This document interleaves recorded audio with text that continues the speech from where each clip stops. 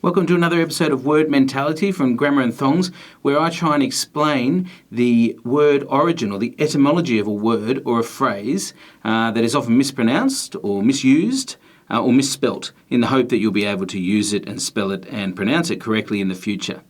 Today we're looking at the phrase moot point, which is a phrase that we use to mean something that's not really significant anymore, that doesn't really matter, that isn't even worth debating anymore. That's a moot point now, it doesn't matter, it's no longer significant. It's often misspelt as mute point, which you can kind of see where people make that mistake, because moot isn't a word that we use very much these days. So it has become mute point for a lot of people, but that is spelt incorrectly. Another way that you may have heard it referred to incorrectly is on the show Friends, where Joey talks about something being a moo point, as in the opinion of a cow. It just doesn't really matter.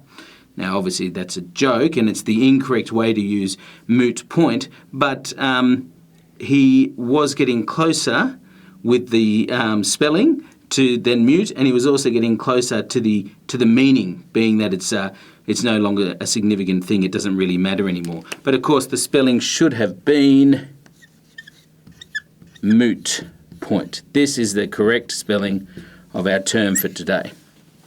So that one's incorrect as well. So why do we talk about a moot point?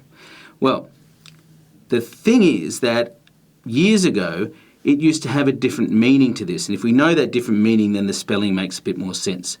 What it used to mean was that something was uncertain, that a point was uncertain and was actually open to debate. It was worth debating. It should be debated, and it hadn't been decided yet and wouldn't be until it was debated. The reason we call it a moot point is because moot comes from the same origin as the word meet. So a moot point would be one for the meeting, one that was open to debate and would be debated at the meeting, and then it would be decided. But until then, it was uncertain. It was a moot point. How it came to mean, pretty much the opposite is a bit of a mystery.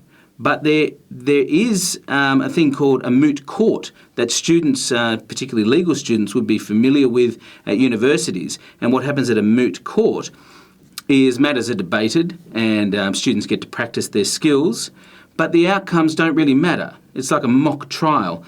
So the decisions aren't binding in any way. They're not significant. They don't really matter in a real sense. And so this idea of them being moot seems to have transferred to the phrase moot point. So something that started out as referring to a point as being uncertain and open to debate has morphed into the modern sense of something that's not even worth debating and is no longer significant. But hopefully if you understand that history and the connection between meet and moot, you will be able to use the phrase correctly from now on. Thank you.